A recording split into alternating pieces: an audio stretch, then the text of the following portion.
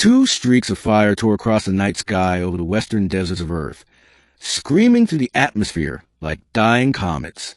When the dust cleared, there was no spaceship, no armada, just two alien girls, stripped of weapons and status, exiled from the shining empire of Aurelia Prime. Their punishment was simple: live among the primitive species you once mocked, or die trying. Their names were Alien and Ceres. Alien was the older of the two, with eyes that glowed faintly blue under moonlight and skin that shimmered like glass touched by rain. Once a decorated fleet officer, she was cast out for defying her commander's order to destroy a human outpost. Ceres, younger, impulsive, and sharp-tongued, had sabotaged a Aurelian cruiser to protect a group of captured children from another species. For that mercy, she was labeled traitor. Now, they were stranded on a hostile, polluted planet, Earth. The crash left them weak. Aurelians could breathe Earth's air only for limited hours before toxins burned their lungs.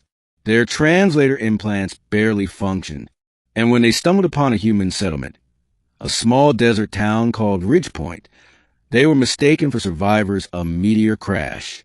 The man who found them was Elias Ward, a reclusive mechanic living in the outskirts, known to everyone as a desert ghost. He found them collapsed near his scrapyard at dawn. Two girls barefoot and trembling, their silver blood staining the sand. He could have called the authorities. He almost did, but when Alien opened her eyes, clear as liquid crystal, and whispered in broken English, "Please, not Cage," something inside him changed. He carried him inside his workshop, wrapped him in blankets, and nursed him through fever and pain. For 2 days, they didn't speak much. They watched him, tense, wary, as though expecting to be dissected. On the 3rd day, Alien said quietly, "You are human." Elias nodded. "And you're not." Sarah smirked weakly. "You're observant." That was the beginning of something no punishment decree had foreseen. Middle, learning to breathe Earth. Elias lived alone on the edge of nowhere. He fixed broken engines, scavenged satellite debris, and kept his distance from civilization. Ever since the world had fractured into zones, the aftermath of the last climate wars. Trust was a luxury. Yet now, his solitude was invaded by two beings who didn't belong anywhere. For weeks, Alien and Sarah struggled to adapt. Their lungs needed purifiers. Their bodies craved radiation from sunlight, and their minds, trained to see humans as lesser species, could not comprehend a man who'd save them without expecting anything in return. Elias built them breathing masks out of old drone filters. He taught them how to eat human food, small portions, bland soups, bread dipped in honey. Ceres hated it at first, but Alien would always smile faintly and say, "He's trying." At night, Elias caught them staring at the stars through the workshop's open roof. The sky they once called home now looked impossibly far away. One evening, he joined them. Ceres broke the silence. "Back home, we had twin sons. Every night, one would rise before the other set. There was never darkness." "Sounds exhausting," Elias said. "It was beautiful," Alien whispered. "But beauty doesn't mean peace." Elias noticed a sadness in her tone. He didn't ask. He just sat beside them as the desert wind carried the scent of rain. The following weeks blurred into a rhythm of strange normalcy. Alien learned to repair generators and adjust water recyclers. Ceres tinkered with old vehicles, somehow managing to make them run smoother than Elias ever could. Together, the three turned his junkyard into a small sanctuary, half human, half alien. But Earth wasn't kind to outsiders. One night, government drones swept across the region, scanning for unidentified technology. Alien's distress beacon, buried under wreckage, had activated by accident. The authorities believe a foreign probe had crashed nearby. When Elias heard the whir of engines above the ridge, he knew what was coming. "They'll find you," he said, gripping his tools. "You need to hide." But Alien shook her head. "If they find you helping us, they'll kill you too." Sarah stepped forward, eyes blazing violet. "We're not leaving you human." Elias laughed short, broken. "Then we all die together?" Silence. And then Alien said, "No, we survived together." That night, The three of them executed a desperate plan. They lured the drones into the canyons, using old heat decoys Elias had salvaged. Alien rewired a crash probe to emit false coordinates, sending the searchers 20 miles west. By dawn, the sky was clear. They sat on the roof of the workshop, exhausted but alive. Elias glanced at the two alien women beside him, their faces smeared with grease, their laughter echoing into the wind, and felt something he hadn't in years. Belonging, the heart between worlds. Days turned to months. Elias taught them Earth's ways, fire, music, language. In return, they taught him fragmented stars, constellations of crystal planets, songs that carried through vacuum and philosophy of Aurelian bonds, that love is not claimed but cultivated through shared survival. One night, as a sandstorm howled outside, Alien played a haunting tune on a makeshift instrument, a string piece Elias had built from scrap metal and copper wire. "What's it called?" he asked. "It doesn't translate," she said softly, "but it means the heart that found its home too late." Elias stared into her shimmering eyes. "Sounds like you're talking about yourself." She smiled faintly. "Maybe." Saris, sitting across the room, rolled her eyes. "You too are hopeless." But even she couldn't hide the warmth in her voice. When the storm ended, something between the three shifted, subtle, unspoken. Alien would linger near Elias while working, their hands brushing over tools. Saris began teasing him less and helping more, often staying close during the cold nights. Elias didn't understand what was happening. He was human, fragile, finite. They were celestial exiles. Yet, every day, the walls between them dissolved a little more.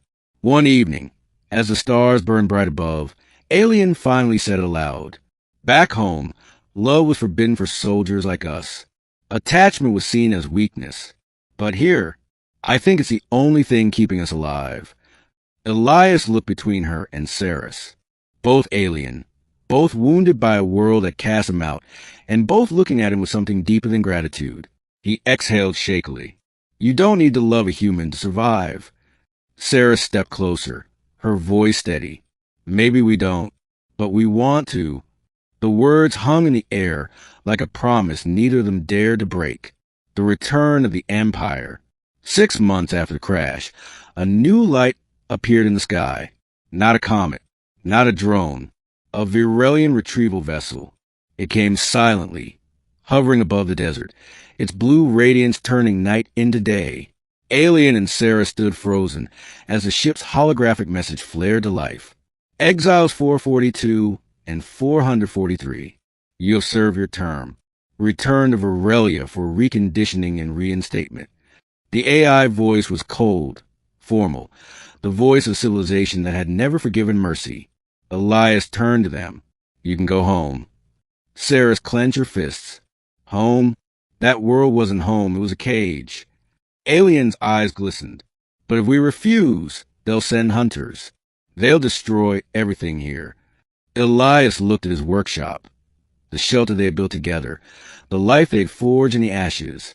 "You said once that love keeps you alive. Then stay. We'll fight if we have to." But they both knew what that meant. The ship began to descend, dust swirling around them. Alien looked at Saris, and then at Elias. "I won't go back," she whispered. Neither would Saris. The two aliens joined hands, and their crystalline veins began to glow, merging light patterns in a ritual Virelians use only once in their lives. A bond vow. "We declare autonomy," Alien shouted toward the hovering ship. "You may call us traitors, but we have found our truth and our heart among those you despise." The ship's lights flared red, a threat signal.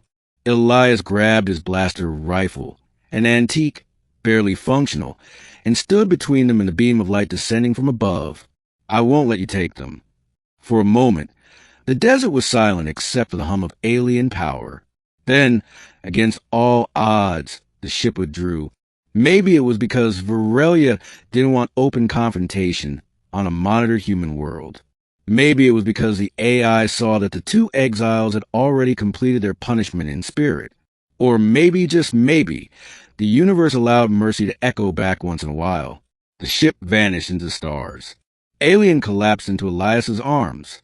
Saris laughed, half in disbelief, half in joy. They were free. Ending. The garden in the desert. A year later. Ridge Point was just another abandoned settlement swallowed by sand. But in the middle of the desert stood something strange. A garden glowing faintly under moonlight. Elias had rigged solar lamps from alien tech, and together they grew flowers that shimmered like crystal, half earth, half Varelian. He worked beside the two women who'd once been sent to his planet as punishment. They no longer wore masks. The air no longer hurt them. Over time, their bodies had adapted, or perhaps love had done what biology couldn't. One evening, Saris handed Elias a repaired transmitter. It's done.